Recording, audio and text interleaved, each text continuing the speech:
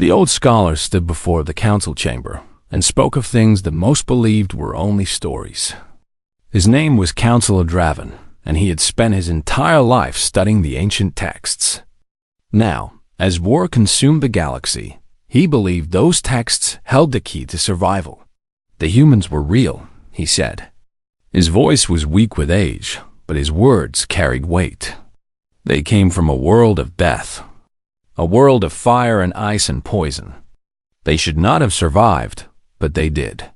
And when they met our ancestors, they showed strength that we could not understand. The council members looked at each other with doubt in their eyes. The Valorian Collective had existed for 10,000 years. They had built cities across 100 worlds. They had created art and science and peace. But now the Kethrani Dominion was coming, and peace meant nothing to creatures who only understood destruction. High Chancellor Muros raised his hand for silence. He was older than anyone else in the chamber, and he remembered his grandmother telling him stories of the humans when he was a child. Stories of beings who could survive wounds that would kill any other species. Stories of creatures who protected the weak and fought against impossible odds. The humans have not been seen in over 300 years, the Chancellor said. Many believe they never existed at all, that they were simply stories we told ourselves to feel less alone in the darkness. Then explain this, Draven replied. He activated a holographic display that showed an ancient recording. The image was damaged and unclear, but it showed something that made the entire council fall silent. A human stood in the recording. It was smaller than a Valorian, with strange soft skin and no protective scales. But its eyes held something that made even the proud council members look away. There was fire in those eyes. There was a will that refused to bend. The recording showed the human lifting a piece of metal. That should have been too heavy for any being its size. It showed the human running toward danger instead of away from it. It showed the human protecting a group of Valorian children from falling debris during some forgotten disaster. This recording is 312 years old, Draven said. It was taken during the first and only contact between our species. The humans helped us. They saved lives. And then they left, and we never saw them again. Why did they leave? A young council member asked. Because they saw what the galaxy truly was, Draven answered. They saw the endless wars, the conquests, the empires rising and falling, and they chose to stay hidden. They chose to protect themselves from the madness. Chancellor Muros closed his eyes. The Kethrani were only 3 systems away now. Their ships numbered in the thousands. Their soldiers numbered in the millions. The Valorian fleet was strong, but it was not strong enough. Nothing was strong enough. Even if the humans were real, the Chancellor said, they are gone. They cannot help us now. But the universe has a strange way of answering prayers that seem impossible. Far away, on the red surface of a planet called Mars, a ship was falling from the sky. It was a Valorian scout vessel, and it was burning. The pilot inside, a young female named Vera Solnus, fought to control the descent. She had been running from Kethrani hunters for 3 days. Her ship was damaged beyond repair. Her crew was dead, and she had no idea where she was. The ship crashed into the rust-colored sand and slid for nearly a mile before stopping. Vera pulled herself from the wreckage with 3 broken bones and blood running down her face. She looked up at the sky and saw something that made her heart stop. Ships were coming, but they were not Kethrani ships. They were something else entirely. Something she had only seen in old recordings and ancient texts. Human ships. Commander Nathan Cole was the first to reach the crash site. He was a tall man with gray hair and calm eyes. He had served in Earth's defense forces for over 20 years. And he had never seen an alien in person. None of them had. Humanity had hidden from the galaxy for 3 centuries, watching from the shadows, building their strength in secret. Get medical teams down here now, Nathan ordered. He knelt beside the injured alien and saw the fear in her eyes. It is okay. We are not going to hurt you. We are here to help. Vera looked at the human and felt tears running down her face. The legends were true. The humans were real. And somehow, against all odds, she had found them. Please, she whispered. My people are dying. The Kethrani are destroying everything. We have nowhere else to turn. Nathan looked at his team. They all knew what this meant. 300 years of hiding. 300 years of watching the galaxy tear itself apart from a safe distance. 300 years of pretending that the problems of other species were not their concern.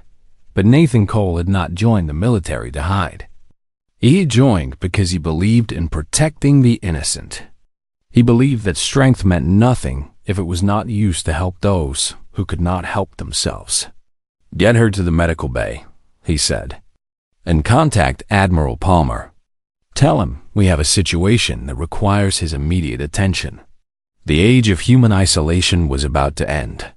The legends were about to walk among the stars once more. And the galaxy would soon learn that some stories are more than just stories. They are warnings. Vera woke in a room that was unlike anything she had ever seen. The walls were white and clean. The air smelled strange but not unpleasant. And beside her bed sat a human female with kind eyes and a gentle smile. You are safe, the woman said. My name is Dr. Lisa Morgan. I have been treating your injuries. You had 3 broken bones and internal bleeding, but you are going to be fine. Vera tried to sit up, but Lisa gently pushed her back down. Rest. You have been through a terrible ordeal. Your body needs time to heal. I cannot rest, Vera said. My people are dying. Every moment I spend here is a moment the Kethrani used to destroy another world. Another family. Another child. Lisa's expression changed. The kindness remained, but something harder appeared behind it. Something that Vera recognized from the ancient recordings. That fire. That will. Tell me everything, Lisa said. Tell me about the Kethrani. Tell me about the war. Tell me what is happening out there. And so Vera told her. She spoke of the Kethrani Dominion, an empire built on blood and suffering. She spoke of their massive warships that blocked out the stars. She spoke of their soldiers, creatures bred for violence who knew nothing of mercy or compassion. She spoke of the worlds that had already fallen, the billions of lives already lost. The civilizations that had existed for thousands of years reduced to ash and memory. They do not conquer for resources, Vera explained. They do not conquer for territory. They conquer because they believe it is their sacred duty. They believe the universe belongs to them, and all other species exist only to serve or to die. Lisa listened in silence. When Vera finished, the doctor stood and walked to the window. Outside, the red landscape of Mars stretched to the horizon. In the distance, the domes of human cities glittered in the sunlight. How long before they reach your homeworld? Lisa asked. Weeks, maybe less. Our fleet is fighting, but we cannot hold them forever. Nothing can hold them forever. Lisa turned back to face Vera. We will see about that. The council chamber on Earth was not like the one on the Valorian homeworld. It was smaller, simpler, built for function rather than ceremony. Admiral George Palmer sat at the head of the table, surrounded by the most powerful leaders on the planet. Secretary Maria Torres spoke first. The alien ambassador has told us everything. The situation is exactly as bad as it sounds. The Kethrani Dominion has conquered over 40 species in the last century. They show no mercy. They take no prisoners. And they are coming this way whether we like it or not. General Kevin Ross leaned forward. Then we have no choice. If we do not stop them out there, we will eventually have to stop them here. Better to fight on their ground than ours. "We have been hidden for 300 years, another voice said.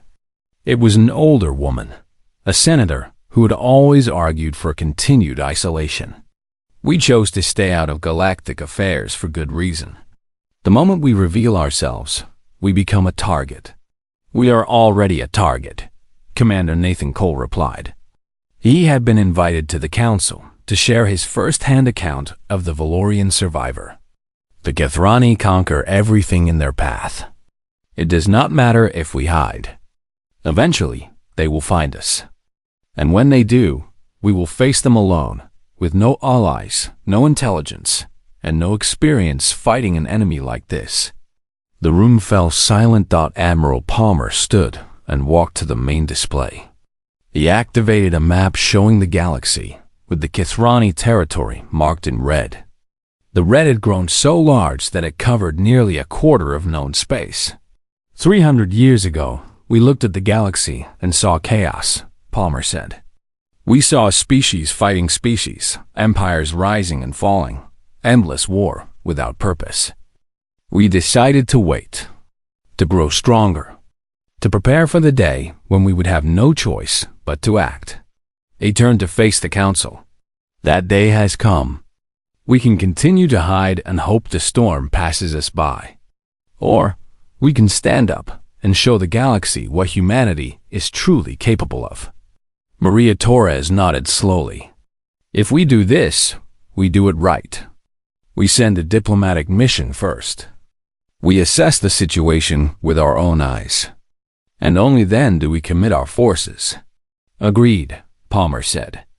"Commander Cole, you will lead a small team aboard the reconnaissance vessel Horizon. Captain Daniel Shaw will pilot. Dr. Lisa Morgan will serve as first contact specialist. The Valorian ambassador will guide you to her homeworld." Nathan stood at attention. "Understood, Admiral. We will not let you down." "I know you will not," Palmer replied. "Because if you fail, there may not be a humanity left to let down." 3 days later, the Horizon launched from Earth orbit. It was a small ship, fast and quiet, designed for exploration rather than war. But the people aboard it carried something more powerful than weapons. They carried hope. Vera stood beside Daniel Shaw on the bridge as the ship entered faster than light travel. She watched the stars blur into lines of light and felt something she had not felt in months. "Thank you," she whispered. Daniel smiled at her. "Do not thank us yet. We have not done anything." "You came," Vera said. "After 300 years of silence, you came. That is more than anyone else has ever done."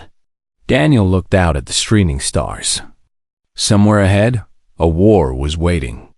A war that had consumed entire civilizations. A war that threatened to destroy everything. But humanity was coming. And the galaxy was about to learn why some legends never die.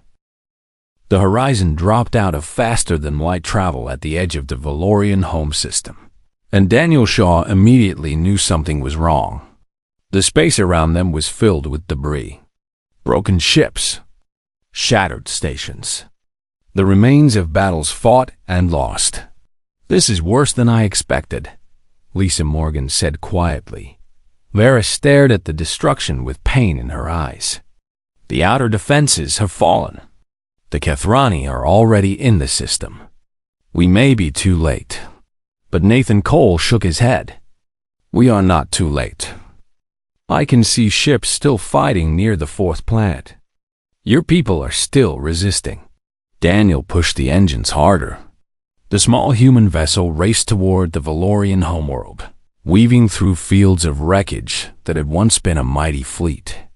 Communications channels were filled with screaming, with desperate calls for help. With the sounds of a civilization fighting for survival, they reached the main orbital station, just as another Kethrani attack wave was pulling back. The station was damaged but still functioning. Hundreds of ships surrounded it, some military, some civilian, all of them carrying the last hope of the Valorian people. "Unidentified vessel. State your purpose," a harsh voice demanded over the communication system. Vera stepped forward. "This is Ambassador Vera Solness. I have returned with help. I have brought the humans." There was a long silence. Then a different voice, older and filled with emotion, came through the speakers. "The humans? The humans from the ancient texts?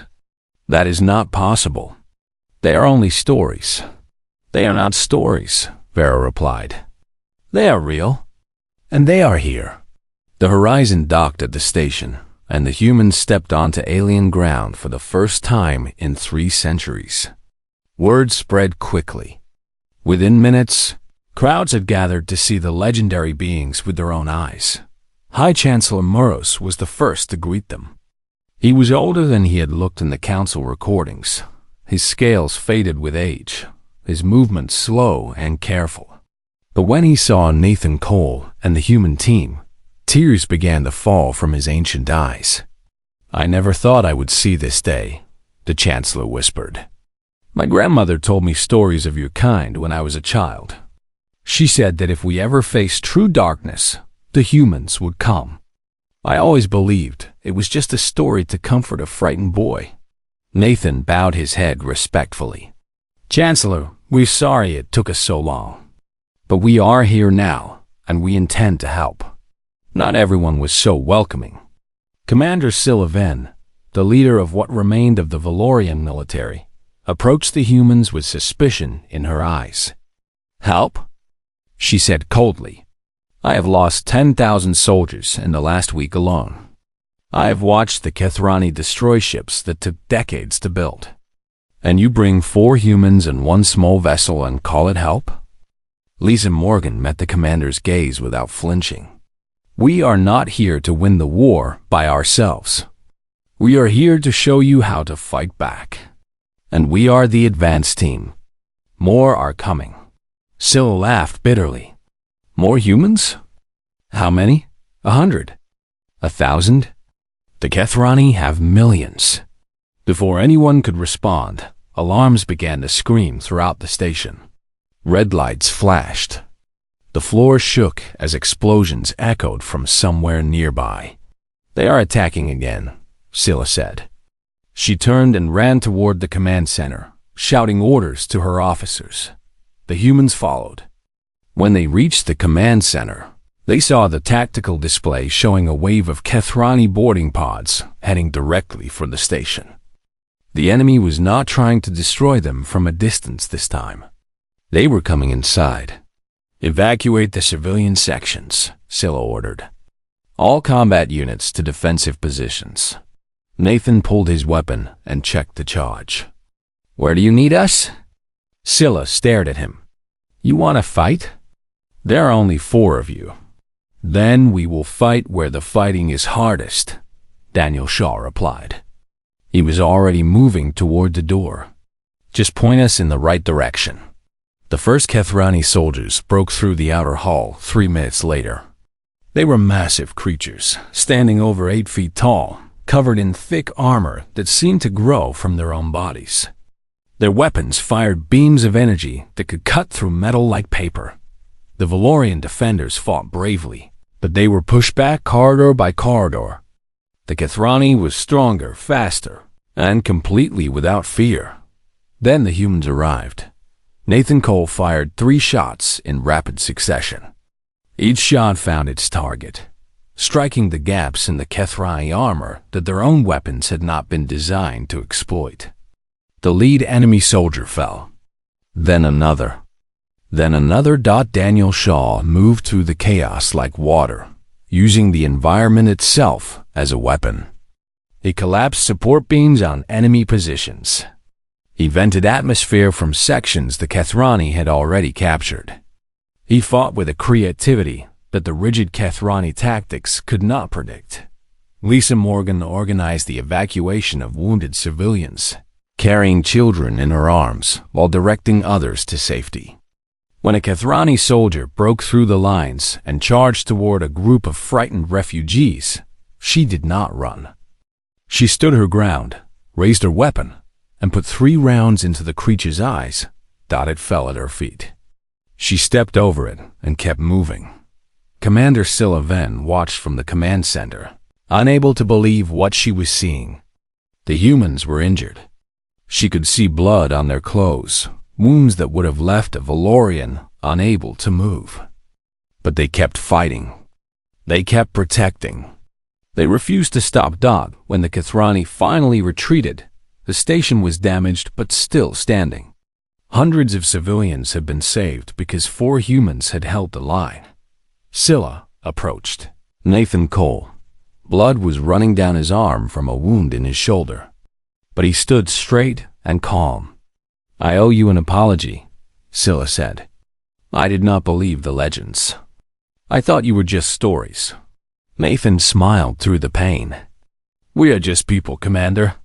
But people can do incredible things when they have something worth protecting." Scylla nodded slowly. She looked at the humans with new eyes. "With respect. With hope. I will contact your admiral," she said. "Tell him to send everyone he can spare. We have a war to win." The human fleet arrived 2 weeks later, and the galaxy would never forget the sight of it. Admiral George Palmer stood on the bridge of the carrier Endurance, watching as his ships dropped out of faster-than-light travel one by one. There were 300 vessels in total. Not the largest fleet in the galaxy, but every single ship had been built with one purpose in mind: to fight enemies who thought themselves unbeatable. The Valorians had sent observers to witness the arrival. Commander Scylla Ven was among them, and she could not hide her amazement. "Your ships," she said to Admiral Palmer, "they are different from ours. The design is strange." Palmer nodded. "We spent 300 years studying every war in the galaxy, every battle, every victory and defeat. We learned from all of it. Our ships are built to fight enemies like the Kethrani." Scylla looked at the tactical display showing the enemy positions. The Kethrani armada was massive, over 2,000 ships blockading the inner system. They had not attacked since the failed boarding of the station, but everyone knew they were waiting, preparing, planning something terrible. "They outnumber you badly," Scylla said. "How do you expect to win?" Palmer smiled. "Watch and learn, Commander." The first engagement began 3 hours later. The Kethrani moved their fleet forward, expecting to crush the small human force through sheer numbers. They had conquered 40 species using this strategy. It had never failed. Until today. The human ships did not form traditional battle lines. Instead, they moved in small groups, constantly shifting positions, never staying still long enough to be targeted. Their weapons were strange, a combination of kinetic projectiles and directed energy that the Kethrani shields were not designed to stop. Captain Daniel Shaw led the fighter squadrons from the cockpit of his own vessel. His shoulder was still healing from the wound he had received on the station, but he refused to stay behind. "All squadrons, follow my lead," he ordered. "We are going straight for their command ships. Hit them hard and fast, then pull back before they can respond." The human fighters screamed through the void, too small and too quick for the massive Kethrani weapons to track. They struck at sensor arrays and communication antennas, blinding the enemy fleet piece by piece. On the Endurance, Admiral Palmer coordinated the larger engagement. His carriers launched wave after wave of drones, forcing the Kethrani to waste ammunition on targets that could not bleed or die. His destroyers positioned themselves between enemy fire and damaged Allied vessels, absorbing hits that would have destroyed weaker ships. And through it all, Commander Nathan Cole led boarding teams onto disabled Kethrani vessels. They fought hand-to-hand in the dark corridors, using the same tactics that had saved the station: speed, creativity, absolute refusal to surrender. The Kethrani had never faced an enemy like this. Their tactics assumed that defenders would act predictably, that they would prioritize their own survival above all else. But the humans did not act like any species they had ever conquered. The humans fought as if losing was not an option. They fought as if every single life in the galaxy depended on their victory. And perhaps it did. Warlord Orthax watched the battle from his command ship, the devastation, and felt something he had not experienced in over a century of conquest. Uncertainty. "What are they?" he demanded. His officers had no answer. The first day of battle ended with the Kethrani losing over 300 ships. The humans had lost 47. It was the worst defeat the Dominion had suffered in generations. On the Valorian station, the news spread like fire. Cheers echoed through the corridors. For the first time in months, people dared to hope. But the war was far from over. Dr. Lisa Morgan worked without rest in the medical base, treating both human and Valorian wounded. She had become a symbol to the alien refugees, proof that humans cared about more than just fighting. She held dying soldiers' hands and comforted frightened children. She organized a supply distribution and trained Valorian medics in human first aid techniques. One night, a young Valorian girl approached her. The girl had lost her parents to a Kethrani raid, and she had not spoken since. "Are you really from the legends?" the girl whispered. Lisa knelt down to meet her eyes. "I am just a person, like you, like everyone else. But you fight the monsters. You make them afraid." Lisa smiled sadly. "We fight because we have to. Because there are people like you who deserve to be safe. We are not legends, little one. We are just stubborn." The girl almost smiled. It was the first expression she had shown in weeks. 2 days later, the Kethrani captured a human soldier during a ground engagement on one of the outer moons. His name was Sergeant Eric Hayes, and he had been covering the retreat of his squad. When an energy blast took out his leg, they brought him to Warlord Orthax personally. The great conqueror wanted to understand these humans, to find the secret of their impossible resilience. "Your fleet is small," Orthax said. "Your bodies are weak. Your world is insignificant. Why do you fight so hard when you cannot possibly win?" Eric looked up at the towering alien with blood on his face and defiance in his eyes. "Because winning is not the point," he said. "The point is standing up. The point is showing people like you that there will always be someone willing to fight back. Even if we lose today, others will come tomorrow. And the day after. And the day after that.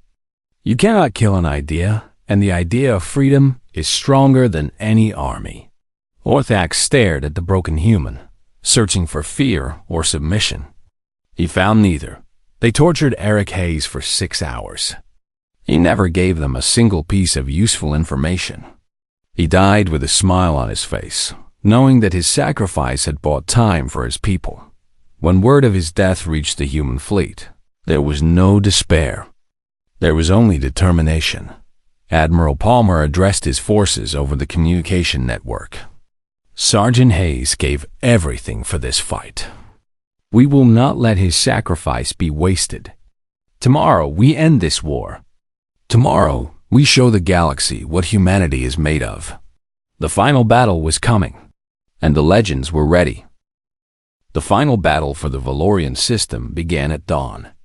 Not that dawn meant anything in space, but Admiral Palmer had always believed in symbols. A new day, a new beginning, a chance to change everything. The Allied fleet had grown beyond anything the Kethrani expected. Word of the human victories had spread across the galaxy, and species that had surrendered years ago were now rising up. Small ships, old ships, ships held together by hope and little else.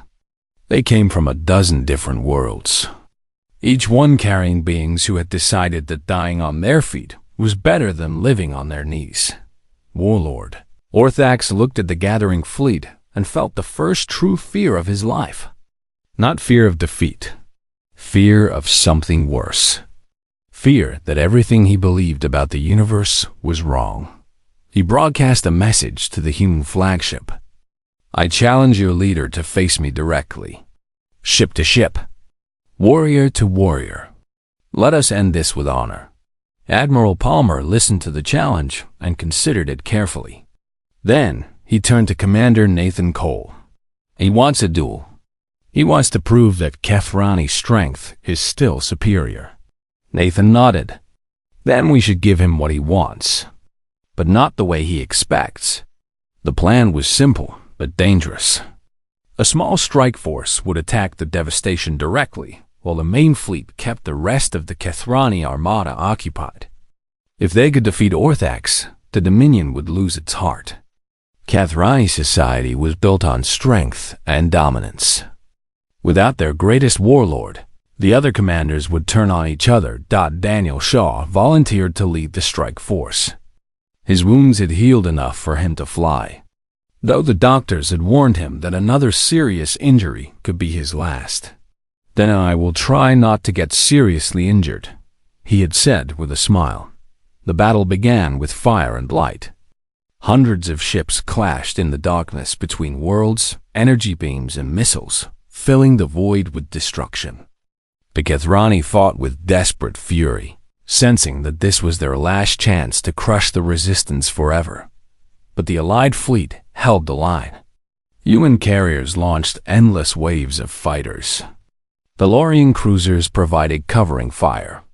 Ships from species that had never worked together before now fought as one, guided by human tactical officers who had spent weeks learning their strengths and weaknesses. Daniel's strike force punched through the enemy formation and raced toward the devastation.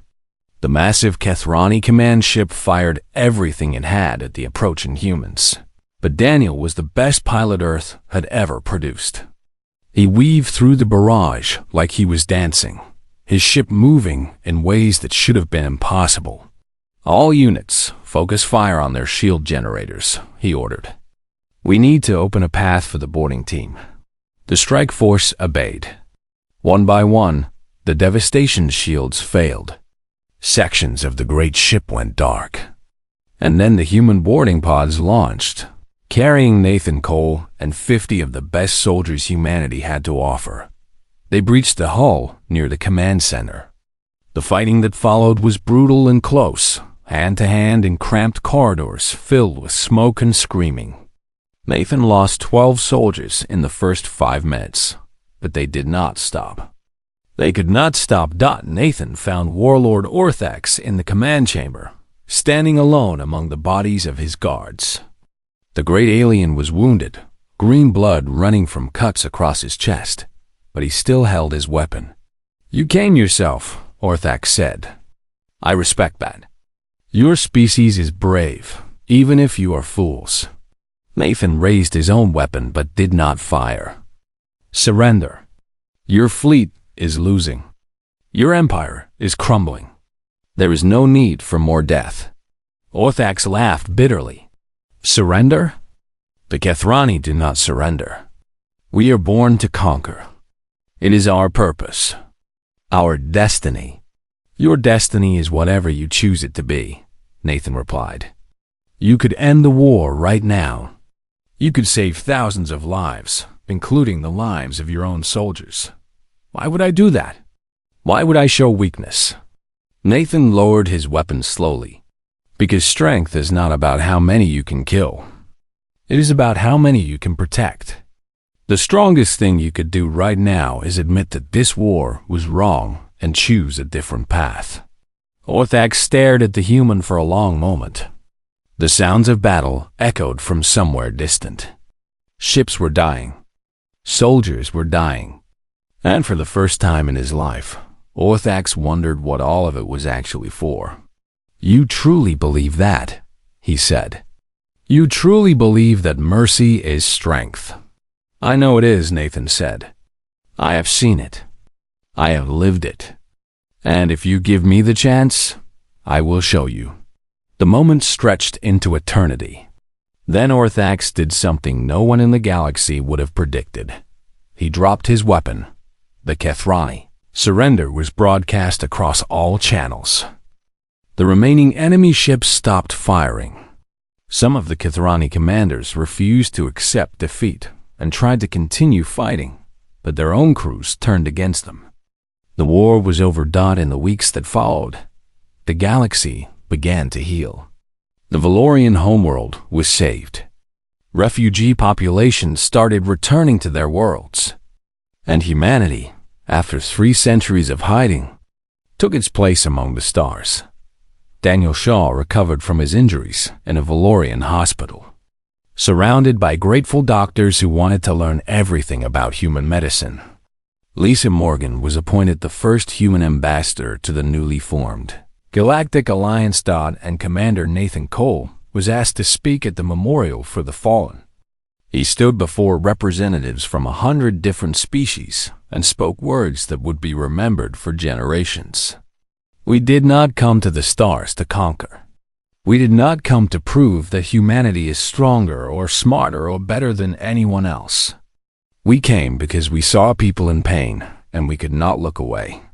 We came because we believe that all life has value, regardless of what world it comes from or what shape it takes. He paused, looking out at the gathered crowd. The legends called us guardians, protectors, beings who cannot be broken. But we are just people. We bleed. We cry. We lose the ones we love. The only thing that makes us special is our choice. The choice to stand up when standing up is hard. The choice to protect those who cannot protect themselves. The choice to believe that tomorrow can be better than today.